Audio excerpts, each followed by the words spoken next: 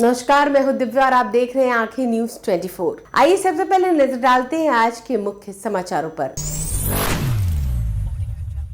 नमस्कार, मैं हूं दिव्या और आप देख रहे हैं आंखें न्यूज 24। राजद प्रवक्ता मृत्युंजय तिवारी ने केंद्रीय मंत्री जीतन राम मांझी को लेकर बड़ा बयान दिया और कहा है कि एनडीए में अगर उनकी बातों को नहीं सुना जा रहा है तो उन्हें केंद्रीय मंत्री की कुर्सी छोड़ देनी चाहिए और एनडीए से बाहर आ जाना चाहिए। उन्होंने कहा कि यदि दर्द अन्य घटक दलों का भी है, जो बात जीतन राम मांझी के जुबान पर आ गई है, देखिएगा अन्य घटक दल भी आज न कल अपनी बातों को कहेंगे। हम लोग शुरू से कहते हैं एनडीए के भारी जीत के बाद भी घटक दल में सिर्फ उठावल जारी है। जल्द ही परिणाम सामने आएंगे। ब्यूरो रिपोर्ट, आंखें न्यूज 24। आदरणीय जीतन बाबू मांझी जी अपनी पीड़ा को कई सार्वजनिक मंचों से बयां कर चुके हैं, फिर भी उनका कोई नोटिस वहां नहीं लिया जाता है। आदरणीय मांझी जी का दर्द एक बार फिर से छलका है। पहले तो लोकसभा चुनाव में भी वो ज्यादा सीट मांग रहे थे, नहीं मिला, एक ही सीट मिला। फिर विधानसभा चुनाव में ज्यादा सीट मांग रहे थे, वहां भी नहीं मिला। अब राज्यसभा सीट मांग रहे हैं और कह रहे हैं कि 100 सीट पर लड़ेंगे। देखिए, आदरणीय मांझी जी दबाव की राजनीति कर रहे हैं या सचमुच में वो हक मांग रहे हैं, ये पता नहीं चलता है। वहां तो उनकी नैया ही डुबाने पे उनके सहयोगी लगे हुए हैं, उनके पार्टी भी बचाना मुश्किल हो जाएगा। आदरणीय मांझी जी को सचमुच में अगर वहां सम्मान नहीं मिल रहा है तो फिर उनको कुर्सी का लालच छोड़ना चाहिए। ये दबाव की राजनीति से काम नहीं चलेगा। आदरणीय मांझी जी का वहां कोई नोटिस संज्ञान नहीं लिया जाता है। कई मौकों पर दिखा है, उन्होंने कई बार इस तरह के बयान दिए हैं, लेकिन फलाफल कुछ नहीं निकलता है। तो आदरणीय मांझी जी को कुर्सी का लालच और मोह छोड़ करके सड़कों पर आंदोलन के लिए आना चाहिए, नहीं तो उनकी पार्टी नहीं बचेगी। क्योंकि वहां तो मतलब निकल जाता है तो पहचानती भी नहीं, और जो पार्टियां हैं वो तो एक दूसरे को खत्म करने में लगी हुई है। बीजेपी का तो चरित्र ही रहा है कि सहयोगियों को तोड़कर खत्म करो, क्षेत्रीय पार्टियों को खत्म करो। तो आदरणीय मांझी जी दिवा स्वप्न देख रहे हैं, वहां कुछ नहीं मिलने वाला है, उनका वहां सम्मान नहीं हो रहा है। उनको कुर्सी का मोह छोड़ना चाहिए, कुर्सी को लात मारना चाहिए। आपको लगता है सर वो मंत्री पद से इस्तीफा देंगे? भाई, हमको क्या लगता नहीं, वो कई बार अपना दर्द बयां किए हैं, लेकिन ठोस वो निष्कर्ष पर नहीं पहुंचते हैं। इधर आएंगे तो स्वागत करेंगे आप? अरे भाई, आदरणीय जीतन बाबू मांझी जी तो इधर थे ही, लेकिन आज जनादेश 202 सीट मिलने के बावजूद एनडीए में सहयोगी दलों में बेचैनी क्यों है, ये सबको पता है। अब जीतन बाबू मांझी जी ने ही बताया किस तरह से चुनाव जीता गया है। ये भी बताया उन्होंने, भ्रष्टाचार की पोल खोली, कमीशन की बात की। सब लोग 10%, 5% लेते हैं, सब बात तो वो कह रहे हैं, लेकिन वो फैसला ही नहीं कर पा रहे हैं।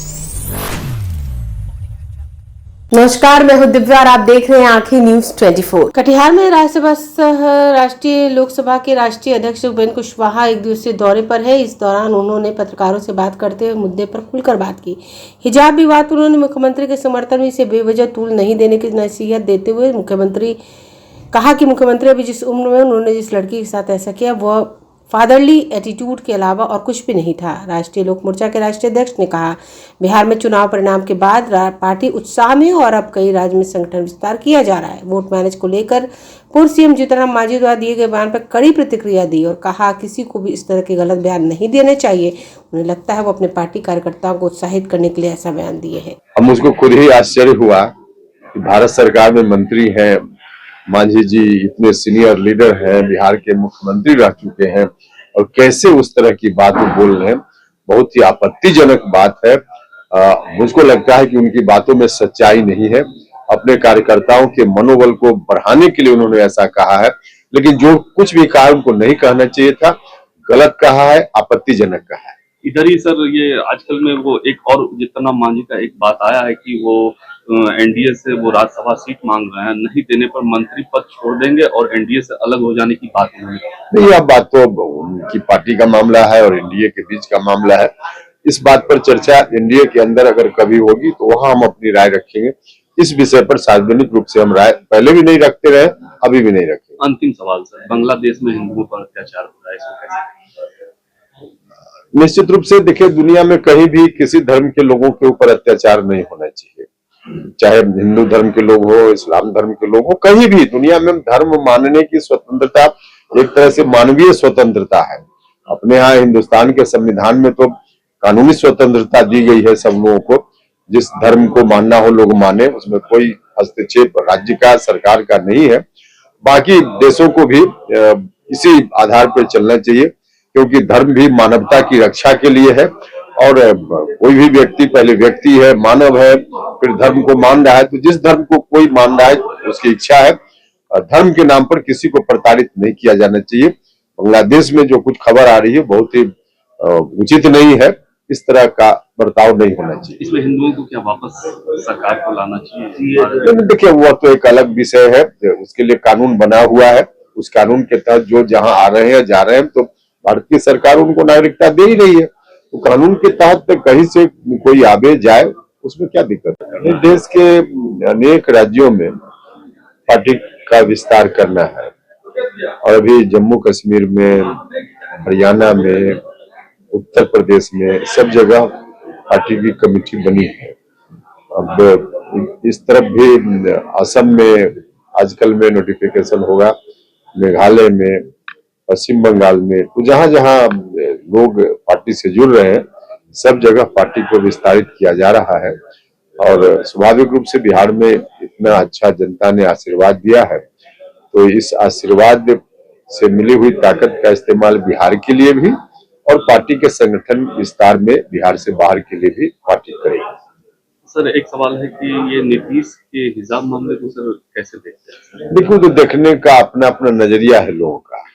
नीतीश कुमार जी की उम्र और जो महिला वहां थी सामने, उनकी उम्र, वो पिता पुत्री की तरह है, या आप ग्रैंडफादर भी मान सकते हैं।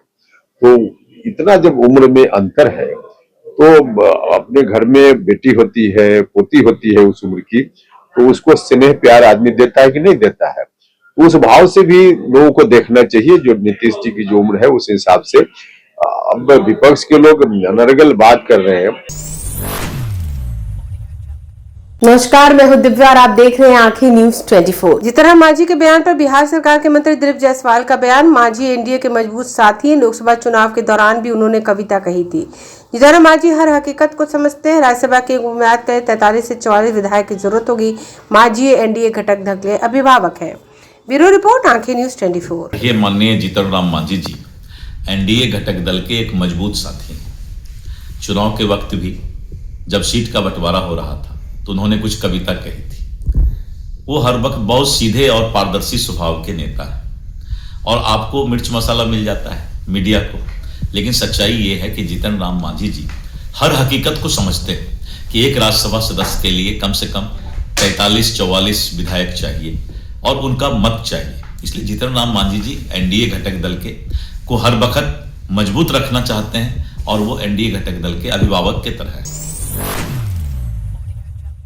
नमस्कार, मैं हूं दिव्या और आप देख रहे हैं आंखें न्यूज 24। केंद्रीय मंत्री जीतनराम मांझी के द्वारा एक बार फिर से विवाद बयान दिया गया है। उन्होंने साफ तौर पर गैरजी में पार्टी के विधायकों और हिंदुस्तानी आवाम मोर्चा के राष्ट्रीय अध्यक्ष संतोष सुमन को संबोधित करते हुए कहा कि सांसद और विधायकों को जो विधायक निधि फंड मिलता है उससे कमीशन लेना चाहिए और उस कमीशन से पार्टी का विकास कीजिए। मांझी का दोस्त न है, तो कहे का मतलब है कि राजनीति का अगर दिल से मैं कड़ा होकर जरा करा और रिस्क ला, तू ही हला न जी।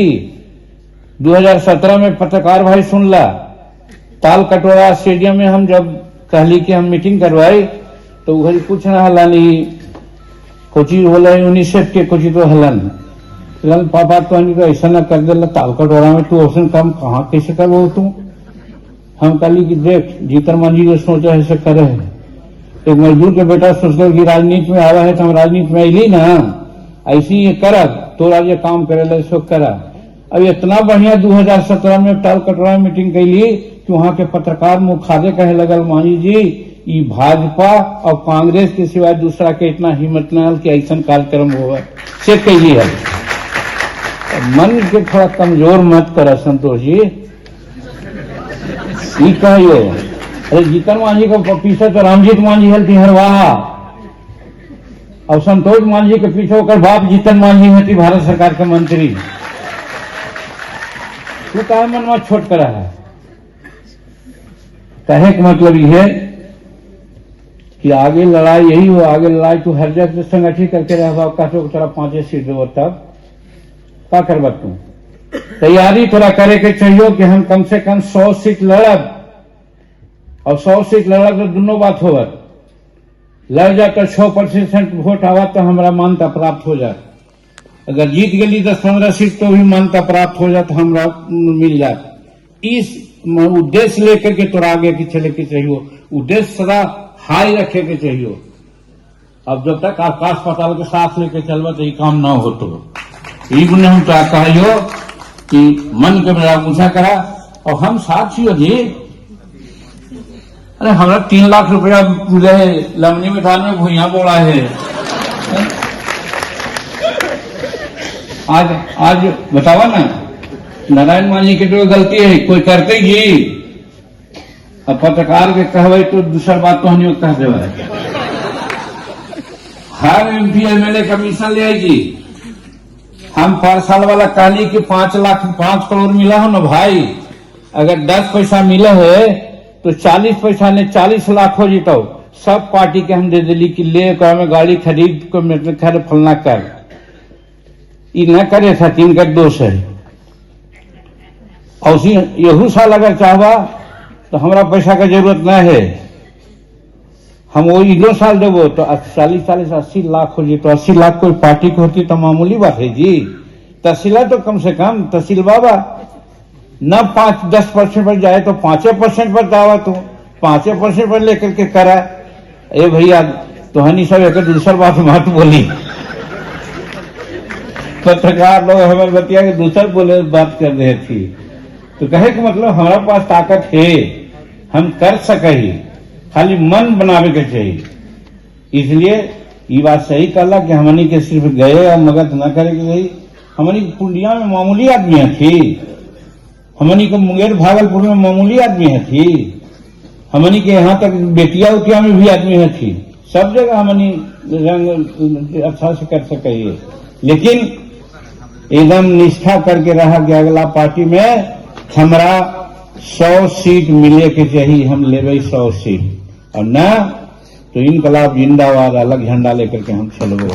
ये तैयारी करा, तोर समाज तोरा साथ हो गलो है, अब तोरा साथ देवे ला भी 1-2 समाज हो। हम तो पहला ही कर दिलिए कि भूया मियाँ एक बार और भूया भूमियार एक बार, हम नारा दे दिली है, लेके चलवे सबके। और यहू में तो हनी कह देवा कुछ तो जीतन मांझी कुछ तो बोल दे। कहे का मतलब ये हमरा कहला है कि भाई हम 2-4 गो के साथ लेके चल सके ही न जी, चाहे पिछला हाथ चाहे पिछला हाथ अकेले ना रहे।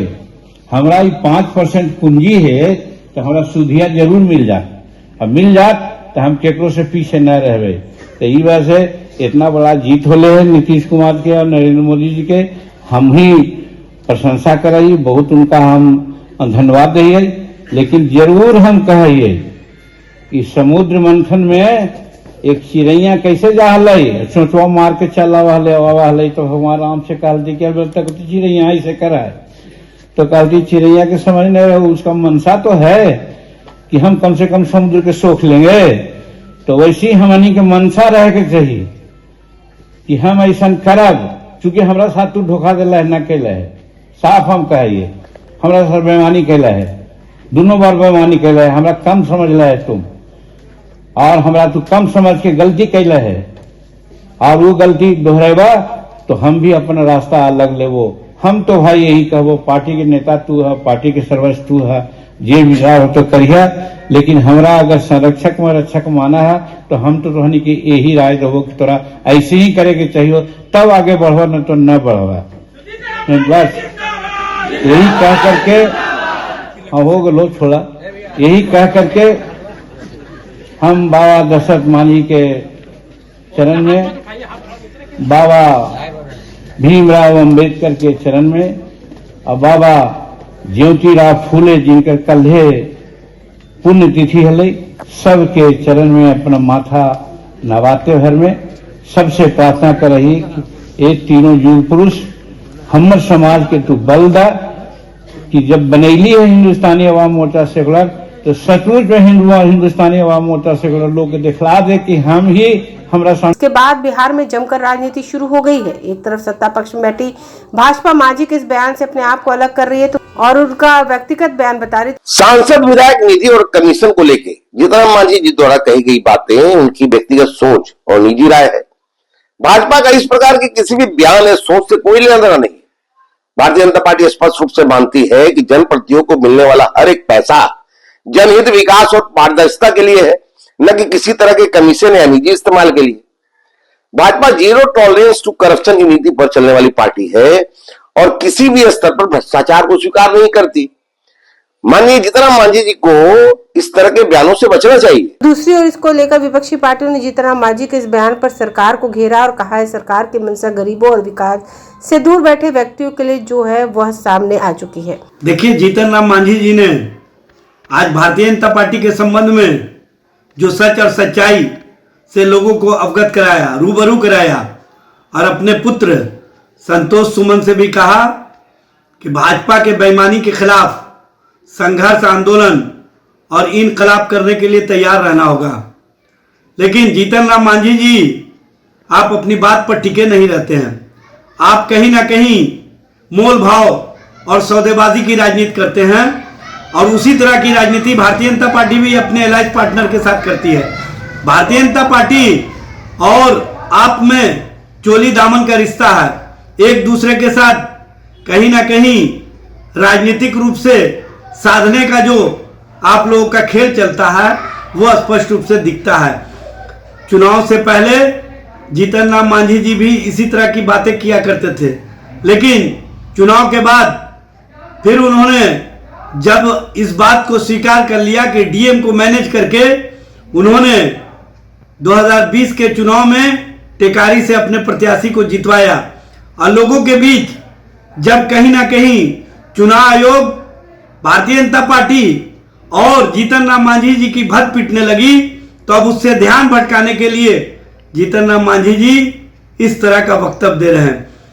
दरअसल भारतीय जनता पार्टी ने चुनाव में बेईमानी करवाया है, इसकी चर्चा से ध्यान भटकाना चाहते हैं। लेकिन सबको पता है कि चुनाव आयोग को कहीं ना कहीं केंद्र सरकार और भारतीय जनता पार्टी ने राजनीतिक लाभ के लिए इस्तेमाल किया और राजनीतिक लाभ लेकर के किस तरह से 2020 के चुनाव में भी एनडीए की सरकार बनाने में चुनाव आयोग की सहायता ली और डीएम को कहीं ना कहीं सहभागी बनाया और 2025 के चुनाव में तो स्पष्ट रूप से सारी बातें सामने आ गई है, पब्लिक डोमेन में आ गई है कि किस तरह से 3 लाख वोट चलते चुनाव में बढ़े, 22 लाख वोटर्स के नाम जो नए वोटर्स के जोड़े गए थे उनकी सूची प्रकाशित नहीं की गई और साथ ही साथ 10,000 रुपया महिलाओं के खाते में डाल करके राजनीतिक लाभ लेने का काम किया गया। इसमें चुनाव आयोग ने पूरी तरह से सत्ता पक्ष को फायदा पहुंचाने का जो राजनीति किया वो स्पष्ट रूप से दिखा। समाचारों में अब वक्त हो चला एक छोटे से अंतराल का। पटना में कई वर्षों से शिक्षा में अहम योगदान दे रहा है Gyansthali high school Alamganj Patna city, जहां 10वीं और 12वीं की बोर्ड परीक्षाओं में 100% अंक प्राप्त कर रहे हैं बच्चे। एक ऐसा स्कूल जहां न केवल होती है पढ़ाई बल्कि साथ ही साथ होती है कल्चरल एक्टिविटी, स्पोर्ट्स एक्टिविटी से जुड़े गेम्स, मैथ ओलंपियाड से लेकर साइंस ओलंपियाड, जहां बच्चों के लिए स्कूल कैंपस अत्याधुनिक सुविधाओं से लैस, छोटे बच्चों के लिए वाहन और ट्रांसपोर्ट की विशेष सुविधा। तो देर किस बात की, आज ही कराएं अपना नामांकन Gyansthali high school Alamganj Patna city में, जहां नामांकन की प्रक्रिया जारी है। संपर्क करें पुलिस चौकी Alamganj main road near Alamganj थाना पटना बिहार 800007। ब्रेक के बाद आपका फिर से स्वागत है। नमस्कार, मैं हूं दिव्या और आप देख रहे हैं आंखें न्यूज 24। बिहार डीजीपी विनय कुमार ने अपराध में आई कमी को लेकर आज पटना के सूचना और जनसंपर्क विभाग के सभागार कक्ष में प्रेस वार्ता को संबोधित करते हुए कहा, अपराध नियंत्रण को लेकर कई कार्रवाई का व्यापक असर देखने को मिल रहा है। पिछले वर्ष की तुलना में वर्ष 2025 में अपराध के मामलों में उल्लेखनीय गिरावट दर्ज की गई। राज्य सरकार की धर्मनिरपेक्ष और प्रभावी नीतियों के चलते बिहार में सांप्रदायिक तनाव की घटनाओं में भी उल्लेखनीय गिरावट दर्ज की गई। वर्ष 2024-25 के दौरान सांप्रदायिक घटनाओं से संबंधित कुल 437 मामलों में अभियोजन की स्वीकृति दी गई है। इस वर्ष अन्य वर्षों की अपेक्षा चाहे गिरफ्तारी की संख्या हो, लगभग 3,45,000 के लगभग 35,000 के लगभग गिरफ्तारियां हुई है। अब तक जो शस्त्र की जब्ती हुई है 4,500 से अधिक, वह भी अन्य वर्षों की अपेक्षा काफी अधिक है। मिनीगन फैक्ट्रीज की जब्ती भी करीब 67 के करीब हुई है। तो हर दृष्टिकोण से यदि आप आंकड़ों पर दृष्टिपात करेंगे तो विगत वर्षों की अपेक्षा, चाहे वो गिरफ्तारी हो, अवैध शस्त्रों की जब्ती हो, करीब 29,000 लगभग 28,000 समथिंग गोलियों की बरामदगी हुई है। तो ये सभी मायने में आंकड़ों के हिसाब से विगत वर्षों की अपेक्षा काफी वृद्धि हुई है और अपराध में कमी आई है। जैसा कि आपने सुना, हत्या, दंगा, लूट, फिरौती हेतु अपहरण पिछले वर्ष की अपेक्षा हर शीर्ष में कमी आई है। किसी में 8%, किसी में 20%, 25%। तो अपराध के दृष्टिकोण से भी कमी आई है। जो संवेदनशील कांड दर्ज हुए हैं इस वर्ष, गोपाल खेम का हत्याकांड ट्रायल चल रहा है, 5 लोगों की गवाही हो चुकी है, काफी तेजी से अनुसंधान हुआ है। यहाँ पर एक और आरा में एक कांड हुआ था, तनिष्क लूट कांड, उसमें भी 26 अपराध कर्मियों का ट्रायल चल रहा है, गवाहियां चल रही है। जेवा लूट कांड हुआ था, उसमें भी ट्रायल चल रहा है। तो जितने संवेदनशील गंभीर कांड प्रतिवेदित हुए थे उसमें उद्भेदन ही नहीं हुआ है, बल्कि रिकॉर्ड समय में अपराध कर्मियों की गिरफ्तारी की गई है, चार्जशीट किया गया है और उनका ट्रायल भी बड़ी तेजी से चल रहा है। और हम लोग उम्मीद कर रहे हैं कि 1-2 माह में उसमें सजा भी हम लोग प्राप्त कर पाएंगे।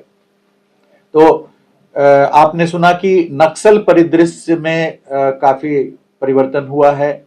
किसी प्रकार की हिंसक घटना कई वर्षों में नहीं हुई है और जो पुराने जो नक्सली वांछित थे, फरार थे, 225 नक्सलियों की गिरफ्तारी हुई है इस वर्ष, जो पिछले वर्ष की अपेक्षा लगभग 2 गुना है। जबकि घटना नहीं हो रही है, लेकिन यदि हमारे कांडों में वांछित हैं तो उनकी गिरफ्तारियां हुई है। काफी संख्या में शस्त्र की बरामदगी हुई है और अब इक्के दुक्के जो फरार नक्सली हैं वो बचे हुए हैं, उनकी भी गिरफ्तारी हम लोग कर पाएंगे। 2022 तक, हाल के वर्षों तक करीब 22-23 जिले हमारे नक्सल प्रभावित थे, वामपंथ उग्रवाद प्रभावित थे। अभी वामपंथ उग्रवाद प्रभावित जिलों की संख्या शून्य हो गई है। सिर्फ 4 जिलों को लीगेसी एंड ट्रस्ट डिस्ट्रिक्ट में रखा गया है, गया, औरंगाबाद, लखीसराय और जमुई। क्योंकि सीमावर्ती झारखंड राज्य में उग्रवाद गतिविधि काफी घटी है, लेकिन अभी भी है, तो हम लोग सीमावर्ती राज्यों को उस लिहाज से लीगेसी एंड ट्रस्ट डिस्ट्रिक्ट में रखे हैं। तो नक्सलवाद की पूर्णतः समाप्ति हो गई है। कोई भी हिंसक वारदात, किसी भी पुलिसकर्मी की हत्या, किसी भी नागरिक की हत्या नक्सल हिंसा में नहीं हुई है। संगठित अपराध के क्षेत्र में हम लोगों ने काफी कारगर उपलब्धि हासिल की है। बाहर के राज्यों में जो इनामी अपराधी भाग करके शरण लिए हुए थे, उनमें अभी जस्ट इलेक्शन के पहले एक सीतामढ़ी में 4-5 हत्याकांड किए हुए थे, उनका दिल्ली में मुठभेड़ हुआ, 4 अपराध कर्मी मारे गए। और इस प्रकार 50 से अधिक इस प्रकार के इनामी अपराधी जो गुजरात, महाराष्ट्र, हरियाणा वगैरह वगैरह में जो शरण लिए हुए थे, उन सभी को गिरफ्तार करके लाया गया है। और इस प्रकार के लगभग 1700 से अधिक अपराध कर्मियों की गिरफ्तारी की गई, जो इनामी अपराधी जिन पर इनाम घोषित था, विभिन्न प्रकार की राशियां उनके विरुद्ध घोषित थी इनाम के रूप में। आपने देखा कि संपत्ति जब्ती के सिलसिले में जो एक नया प्रावधान आया है 107 बीएनएसएस के तहत, पूर्व में अपराध जनित संपत्ति की जब्ती के लिए आर्थिक अपराध इकाई नोडल एजेंसी पुलिस की ओर से घोषित था। जिलों से प्रस्ताव आर्थिक अपराध इकाई को आता था, वहां से एनफोर्समेंट डायरेक्टरेट को हम लोग प्रस्ताव भेजते थे पीएमएलए के तहत। लेकिन अभी जो नया कानून बना है उसमें धारा 107 में अनुसंधानकर्ता को यह शक्ति दी गई है कि अनुसंधानकर्ता को अनुसंधान के दौरान यदि यह प्रतीत होता है कि अपराध कर्मी अपराध के माध्यम से संपत्ति अर्जित की है, तो उस संपत्ति को चिन्हित करके प्रस्ताव तैयार करके और सर्किल इंस्पेक्टर एसडीपीओ एसपी से अनुमोदन प्राप्त करके न्यायालय में अपनी अर्जी दाखिल करेंगे। और इस प्रकार की 400 से अधिक अर्जियां दाखिल की जा चुकी हैं और करीब 70 मामलों में न्यायालय के द्वारा नोटिस निर्गत किया गया है। 3 मामलों में जब्ती के आदेश भी दिए गए हैं। तो इस प्रावधान को हम लोग प्रभावकारी ढंग से उपयोग में ला रहे हैं। विगत 1 वर्ष के दौरान करीब 1000 से अधिक मामले चिन्हित हुए हैं। इसी प्रकार लॉ एंड ऑर्डर के क्षेत्र में आप देख रहे हैं कि वारंट्स कुर्की वगैरह का तामीला काफी कारगर ढंग से किया गया है, जिसके कारण भारी संख्या में अपराध कर्मी सरेंडर किए हैं। जो वारंटीज न्यायालय में उपस्थित नहीं हो रहे थे वो भी उपस्थित हुए हैं, तो इससे ट्रायल की प्रक्रिया भी काफी तेजी से हुई है। गवाहों की संख्या जो न्यायालय में उपस्थित हुए हैं ट्रायल के दौरान, उनकी संख्या पिछले वर्ष से लगभग डबल हो गया है और इससे हम आने वाले दिनों में सजा में भी वृद्धि की उम्मीद रख रहे हैं और वृद्धि के संकेत भी दिख रहे हैं। क्योंकि अभी तक यदि हम आजीवन कारावास की संख्या देखें तो 1100 से के लगभग हो चुकी है और अभी दिसंबर माह का यदि हम आंकड़ा ऐड करेंगे तो पिछले वर्ष से अधिक संख्या में आजीवन कारावास की सजा हम लोग अभियुक्तों को दिला पाएंगे। तो एक हमारा स्पीडी ट्रायल भी एक प्राथमिकता है। स्पीडी ट्रायल और अधिक गति से सुनिश्चित करने के लिए हम लोग फास्ट ट्रैक कोर्ट्स के लिए भी काफी तेजी से आगे बढ़ रहे हैं और आने वाले दिनों में आर्म्स एक्ट के कांडों के लिए 100 फास्ट ट्रैक कोर्ट्स और जो गंभीर कांड है हत्या डकैती अपहरण वगैरह वगैरह के लिए उसके लिए भी 100 फास्ट ट्रैक कोर्ट क्रियाशील होने की संभावना है। उससे और स्पीडी ट्रायल में गति आएगी। आपने सुना कि हमारा जो ERSS है डायल 112 है उसमें 1833 वाहन अभी क्रियाशील हैं। रिस्पॉन्स टाइम हमारा 14 मिनट है। पूरे देश में हम दूसरे नंबर पे हैं। कहीं भी किसी प्रकार की यदि आपात की स्थिति नागरिकों के साथ पैदा होती है तो डायल 112 के माध्यम से हम 14 मिनट में वहां पहुंच जाते हैं। और इसका सबसे बड़ा जो असर पड़ा है वो दंगा के कांडों में पड़ा है। 2013-14 के आसपास जो 13,000-14,000 दंगा के कांड होते थे, काफी संख्या में लोग घायल होते थे, 30-40 हजार 50 हजार लोग घायल होते थे। अब दंगा के कांडों की संख्या 1500 से 2000 के बीच में आ गई है। मतलब हमारी जो डायल 112 की टीम है वो सूचना मिलते ही 14 मिनट के अंदर पहुंच जाती है। तो जब दो पक्ष भिड़े हुए रहते हैं, भिड़ंत की स्थिति में रहते हैं, वहां पे पहुंच करके और 99% मामलों में उसको रोक देती है। कुछ मामलों में भारी संख्या में जब लोग भिड़े रहते हैं तो वहां पे पुलिस के हमारे जो पदाधिकारी हैं, जवान हैं, वो हल्के फुल्की चोटें भी आती है। वो चोटें उनको समझाने बुझाने और उसको कंटेन करने के सिलसिले में इनको लगती है। तो वह हमारे एक पार्ट है, it's a part of our policing job. तो हम आप देखेंगे कि आंकड़ों के हिसाब से भी करीब करीब 9 से 10 हजार गंभीर जो दंगा में परिणत होता है, जो हत्या तक जिसकी परिणति हो सकती थी, उस प्रकार के कांडों को डायल 112 के माध्यम से हम निवारित कर पा रहे हैं। प्रतिदिन 7000 से अधिक स्थलों पर पुलिस जा रही है और छोटे मोटे मामलों से लेकर के गंभीर मामलों में अपना हस्तक्षेप कर रही है। कॉल्स तो बहुत अधिक आ रहे हैं लेकिन 7000 में हमारी पुलिस वहां तक पहुंच पा रही है। इसी प्रकार आपने देखा कि 1930 हमारा साइबर कॉल सेंटर है, वहां भी हम जब से साइबर कॉल सेंटर खुला है तब से 26 लाख शिकायतों के बारे में हमारा कॉल सेंटर रिसीव किया है और उनको मार्गदर्शन दिया है, कार्रवाई की है। हमारा चाहे साइबर कॉल सेंटर हो, डायल 112 हो या लीकर कॉल सेंटर है, ये एक बहुत ही जनप्रिय प्रणाली है। कोई भी व्यक्ति सूचना इन प्लेटफॉर्म्स पे देती है और पुलिस त्वरित गति से कार्रवाई करती है। अगर आपने अभी तक हमारे चैनल को सब्सक्राइब नहीं किया है तो हमारे चैनल को जल्द से जल्द सब्सक्राइब करें, लाइक करें और शेयर करें। देश और दुनिया की तमाम खबरों को देखने के लिए लगातार देखते रहें आंखें न्यूज़ 24।